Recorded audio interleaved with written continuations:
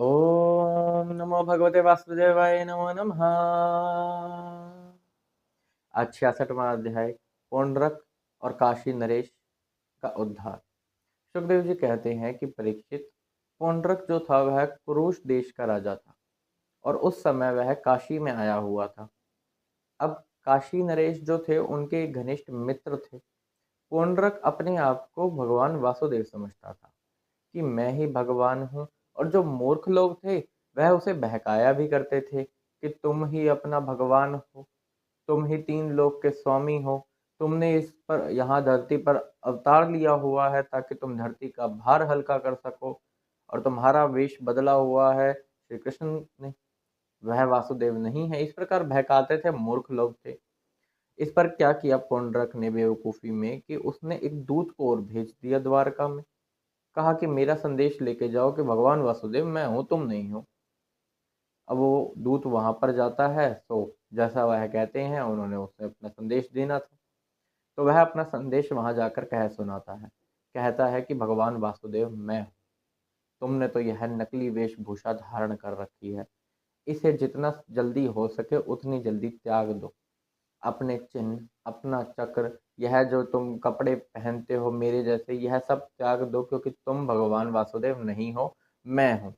और मैंने अवतार ग्रहण कर रखा है, मैं इस त्रिलोक की रक्षा करता हूँ। ऐसे उल्टी सीधी बातें उसने दूत के द्वारा कहलवाई द्वारका में। अब श्री कृष्ण उससे क्रोधित होते हैं।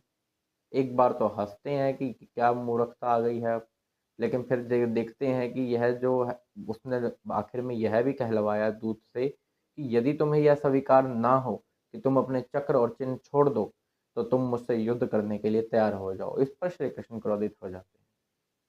अब वह कहते हैं कि दूत को तुम जाकर ये वाला संदेश मेरा पौंड्रक को दे दो। वह कहते हैं कि मैं अपना चक्र तो छोड़ूंगा, लेकिन जरूर तुझ पर, और वो चक्र तेरे इतने चिथड़े कर देगा कि तू कुत्तों की शरण में जाएगा। तो यह जो तेरा भ्रम है यह मिटाना भी आवश्यक है, तो तू युद्ध के लिए ही तैयार हो जा, तो जो तूने मुझे ललकारा है। मौत आई है पौंड्रक की, जो यह हरकत उसने की है। श्री कृष्ण द्वारका से निकल पड़ते हैं रथ पर सवार होकर अपनी सेना लेकर। जब पौंड्रक को पता लग जाता है कि आक्रमण होने वाला है, तो वह भी अपना सेना लेता है, दो अक्षौहिणी, और चल पड़ता है युद्ध भूमि की ओर। और वहीं काशी राज जो थे उस समय, तो वह उसके मित्र थे पौंड्रक के, तो वह उसकी ओर से, वो भी उसके पीछे पीछे सेना लेकर आ जाते हैं। अब एक बहुत ही बड़ा युद्ध छिड़ने वाला है। वहाँ युद्ध भूमि में भी भगवान श्री कृष्ण और पौंड्रक के बीच बातचीत होती है, यही कि पौंड्रक कहता है मैं वासुदेव हूँ, तुम अपने चक्र और चिन्ह छोड़ दो। लेकिन जहाँ पौंड्रक को देखा जा रहा है, तो सारा का सारा रूप ही श्री कृष्ण का बनाए घूम रहा है। वह तो वही उसने एक बहुत ही अमूल्य मुकुट पहना हुआ है, पीले रंग के वस्त्र पहने हुए हैं, और भी जैसे जैसे भगवान श्री कृष्ण की वेशभूषा है वैसी पूरी धारण करके आया हुआ है। वही बंसी ले रखी है, वही सब कुछ। लेकिन जब भगवान देखते हैं तो वह तो हंसते हैं उसकी बात पर कि यह भी क्या मूर्खता है। लेकिन भगवान कहते हैं कि अब मैं चक्र और चिन्ह मैं तो जरूर छोड़ूंगा, लेकिन वो चक्र अब मैं तुझ पर छोड़ूंगा। अब जैसा कि युद्ध हो रहा है, तो सर्वप्रथम तो श्री कृष्ण उसकी सेना को तहस नहस कर देते हैं। उसके बाद पौंड्रक जैसी जैसी बातें कर रहा है, तो उसका भ्रम मिटाने के लिए वह अपने चक्र का प्रयोग करते हैं और उसकी गर्दन उतार देते हैं उसके शरीर से। अब वह मुंड एक जगह पड़ा हुआ है और उसका भ्रम अब जाके दूर हो ही गया। लेकिन जहां तक देखा जाए कि पौंड्रक, जिसका वध भगवान श्री कृष्ण ने किया अपने चक्र से, तो उसका भी उद्धार ही हुआ। कारण यह है कि पुंडरक भले ही यह भ्रम में था, अपने आप को वासुदेव मानता था, लेकिन कहीं ना कहीं यह भी देखा गया है कि जब वह पूरी वेशभूषा बनाया करता श्री कृष्ण के समान, तो वह याद भी तो उन्हीं को ही कर रहा था। तो इतने समय तक उनको याद करने के कारण इसलिए उसका उद्धार हो गया, और वह भी उनके सारूप्य को ही मिला। तो इस प्रकार से पौंड्रक का वध हुआ, उसका उद्धार हुआ। अब काशीराज की बारी। काशीराज की गर्दन भी उतार दी जाती है, उसकी जो मुंड होता है वह तो राजमहल के दरवाजे पे फेंक दिया जाता है। वहां के लोग देखते हैं कि यह किसका सर पड़ा हुआ है बिना शरीर का। जब वो देखा जाता है कि यह कुंडल मंडित जो शरीर है यह तो काशी राज का ही है। सभी हैरान हो जाते हैं, रानियां विलाप करने लगती हैं, रो रो कर बुरा हाल हो गया है सबका।